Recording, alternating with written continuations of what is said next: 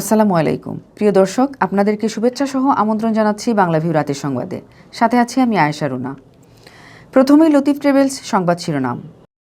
মিয়ানমারের সেনা অভ্যুত্থানের পরিপ্রেক্ষিতে জরুরি বৈঠকে বসছে জাতিসংঘের নিরাপত্তা পরিষদ। 2 দিন বন্ধ থাকার পর বেনাপুল পেট্রাপুলের স্থলবন্দর দিয়ে ফের শুরু হয়েছে আমদানি রপ্তানি। কর্মবিরতি প্রত্যাহার করে কাজে যোগ দিয়েছেন ভারতীয় শ্রমিকরা। সিলেট জেলা সড়ক পরিবহন শ্রমিক ইউনিয়নের নেতৃত্ব হারালেন সেলিম আহমেদ ফলিক, নতুন সভাপতি মইনুল ইসলাম। করোনায় সারা দেশে আরও 12 জনের মৃত্যু, প্রাণহানি বেড়ে দাঁড়ালো 8,149 জনে। সিলেটে 11 জন আক্রান্ত শনাক্তের দিন সুস্থ হলেন 18 জন। গেল 24 ঘন্টায় কেউ মারা না যাওয়ায় সিলেট বিভাগ জুড়ে স্বস্তি। সিলেট নগরীর লালবাজারে পল্লী চিকিৎসক হত্যাকাণ্ডের ঘটনায় থানায় মামলা। এতক্ষণ শুনছিলেন শিরোনাম, এবার বিস্তারিত। মিয়ানমারের সেনা অভ্যুত্থানের পরিপ্রেক্ষিতে জরুরি বৈঠকে বসছে জাতিসংঘের নিরাপত্তা পরিষদ। বৈঠকটি ভিডিও কনফারেন্সের মাধ্যমে রুদ্ধদ্বার অনুষ্ঠিত হবে। সোমবার নিরাপত্তা পরিষদের সদস্যরা বৈঠকের বিষয়টি অনুমোদন করেন। বৈঠকে মিয়ানমারে নিযুক্ত জাতিসংঘের বিশেষ দূত ও সুইজারল্যান্ডের কূটনীতিক ক্রিস্টিন স্ট্রেনার বার্গেনার পরিস্থিতি নিয়ে বিবৃতি দেবেন বলে মনে করা হচ্ছে। সোমবার জাতিসংঘ মহাসচিব আন্তোনিও গুতেরেস মিয়ানমারের নতুন সংসদ অধিবেশন বসার ঠিক আগে স্টেট কাউন্সিলর অং সান সুচি, রাষ্ট্রপতি ইউ উইন মিন্ট এবং অন্যান্য রাজনৈতিক নেতাদের আটকের তীব্র নিন্দা জানিয়েছেন।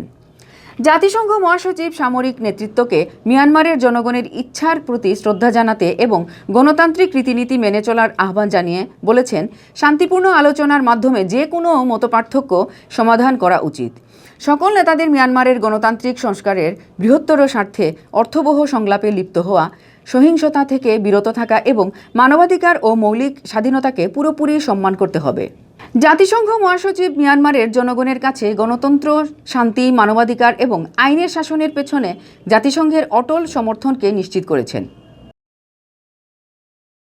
2 দিন বন্ধ থাকার পর মঙ্গলবার সকাল থেকে বেনাপুল পেট্রাপুল স্থলবন্দর দিয়ে ফের আমদানি রপ্তানি শুরু হয়েছে। কর্মবিরতি প্রত্যাহার করে ভারতের শ্রমিকরা কাজে যোগ দেওয়ায় 2 দেশের মধ্যে আমদানি রপ্তানি বাণিজ্য শুরু হয়। 5 দফা দাবিতে ভারতীয় শ্রমিকরা 2 দিন আগে কর্মবিরতিতে যায়। ভারতের পেট্রাপুল বন্দরের শ্রমিকরা কর্মবিরতি প্রত্যাহার করায় যশোরের বেনাপুলের স্থলবন্দরের সঙ্গে বাণিজ্য সচল হয়। সোমবার সন্ধ্যায় আন্দোলনকারীরা তাদের অবরোধ কর্মসূচি প্রত্যাহার করেন। ফলে মঙ্গলবার সকাল থেকে বেনাপুল পেট্রাপুল বন্দরে 2 দেশের মধ্যে আমদানি রপ্তানি শুরু হয়। শ্রমিকদের আন্দোলনের ফলে 2 দেশের বন্দরে শত শত পণ্য বোঝাই ট্রাক আটকা পড়ে। তবে এ সময় বেনাপুল বন্দরে পণ্য ওঠানামা ও খালাস স্বাভাবিক ছিল। সিলেট জেলা সড়ক পরিবহন শ্রমিক ইউনিয়নের নির্বাচনে সেলিম আহমেদ ফলিককে পরাজিত করে নতুন সভাপতি হয়েছেন মইনুল ইসলাম। সোমবার ত্রিবার্ষিক নির্বাচনের মধ্য দিয়ে সিলেট জেলা সড়ক পরিবহন শ্রমিক ইউনিয়নের সভাপতি সেলিম আহমদ ফলিক নেতৃত্ব হারান। সোমবার রাত 1টায় ফলাফল ঘোষণা করেন সহকারী নির্বাচন কমিশনার সাইদুল ইসলাম। এতে প্রায় 900 ভোটের ব্যবধানে সেলিম আহমদ ফলিককে পরাজিত করে নতুন সভাপতি নির্বাচিত হন মইনুল ইসলাম। এর আগে বিভিন্ন অনিয়ম, দুর্নীতি, অর্থ আত্মসাৎ ও ক্ষমতার অপব্যবহারের অভিযোগ উঠে সিলেট জেলা সড়ক পরিবহন শ্রমিক ইউনিয়নের সাবেক এ সভাপতির বিরুদ্ধে। এজন্য সংগঠনের সংবিধান অনুযায়ী 26-এর গ ধারায় বহিষ্কার করা হয়েছিল সেলিম আহমদ ফলিককে, কিন্তু এই বহিষ্কার মেনে নেননি ফলিক। অবশেষে সোমবার সংগঠনের ত্রিবার্ষিক নির্বাচনের মধ্য দিয়ে নেতৃত্ব হারান তিনি। করোনা ভাইরাসে আক্রান্ত হয়ে গেল 24 ঘন্টায় সারা দেশে আরও 12 জনের মৃত্যু হয়েছে। তাদের মধ্যে 11 জন পুরুষ ও 1 জন নারী। তাদের সবাই হাসপাতালে চিকিৎসাধীন অবস্থায় মারা গেছেন। এ নিয়ে দেশে এই মহামারীতে মৃতের সংখ্যা বেড়ে দাঁড়ালো 8,149 জনে। মঙ্গলবার স্বাস্থ্য অধিদপ্তরের অতিরিক্ত মহাপরিচালক অধ্যাপক ডাক্তার নাসিমা সুলতানা স্বাক্ষরিত সংবাদ বিজ্ঞপ্তিতে এর তথ্য জানানো হয়। গেল 24 ঘন্টায় দেশের 206টি ল্যাবে 14,635টি নমুনা সংগ্রহ করা হয়।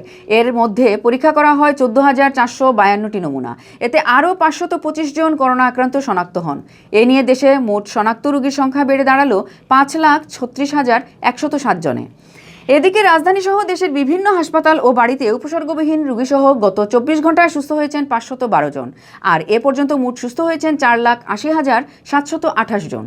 গত 24 ঘন্টায় শনাক্তের হার 3.055% আর এ পর্যন্ত নমুনা পরীক্ষা বিবেচনায় শনাক্তের হার 14.57% ও শনাক্ত বিবেচনায় সুস্থতার হার 89.067%। এছাড়া শনাক্ত বিবেচনায় মৃত্যুর হার 1.3 5.2%। গত বছরের 8 মার্চ দেশে প্রথম করোনা ভাইরাসে আক্রান্ত রোগী শনাক্ত ও 18 মার্চ প্রথম করোনা রোগীর মৃত্যু হয়। এবছরের 2 ফেব্রুয়ারি পর্যন্ত মোট মৃত্যু 8,149 জন। এদের মধ্যে পুরুষ 6,177 জন ও নারী 1,972 জন।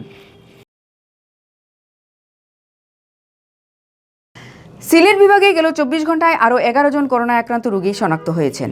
একই সময়ে বাসা ও হাসপাতালে চিকিৎসাধীন 18 জন করোনা আক্রান্ত রোগী সুস্থ হয়ে উঠেছেন। এদিন সিলেট বিভাগে কোনো করোনায় আক্রান্ত রোগীর মৃত্যু হয়নি। মঙ্গলবার সকালে স্বাস্থ্য অধিদপ্তরের সিলেট বিভাগীয় পরিচালক ডাক্তার সুলতানা রাজিয়া স্বাক্ষরিত কোভিড-19 কোয়ারেন্টাইন ও আইসোলেশন দৈনিক প্রতিবেদনে এ তথ্য জানানো হয়। প্রতিবেদনে বলা হয়, গেল 24 ঘন্টায় সিলেট বিভাগে আরও 11 জন করোনা আক্রান্ত রোগী শনাক্ত হয়েছেন, যাদের মধ্যে সিলেট জেলার 8 জন রয়েছেন। এছাড়া Sylhet MAG Usmani medical college হাসপাতালে চিকিৎসাধীন আরও 3 জনের শরীরে করোনা ভাইরাসের উপস্থিতি শনাক্ত করা হয়। একই দিনে সিলেট বিভাগে আরও 18 জন করোনা ভাইরাসে আক্রান্ত রোগী বাসা ও হাসপাতালে চিকিৎসাধীন থেকে সুস্থ হয়ে উঠেছেন, যাদের মধ্যে 16 জনই সিলেট জেলার বাসিন্দা, অন্যান্যরা বিভাগের সুনামগঞ্জ জেলার। স্বাস্থ্য অধিদপ্তর সূত্র জানায়, মঙ্গলবার সকাল 8টা পর্যন্ত সিলেট বিভাগে করোনা প্রমাণিত রোগীর সংখ্যা বেড়ে দাঁড়িয়েছে 16,013 জনে। এর মধ্যে সিলেট জেলার অর্ধেকেরও বেশি 9,572 জন। এছাড়া সুনামগঞ্জে 2,533 জন, হবিগঞ্জে 1,982 জন ও মৌলভীবাজারে 1,926 জনের করোনা শনাক্ত হয়েছে।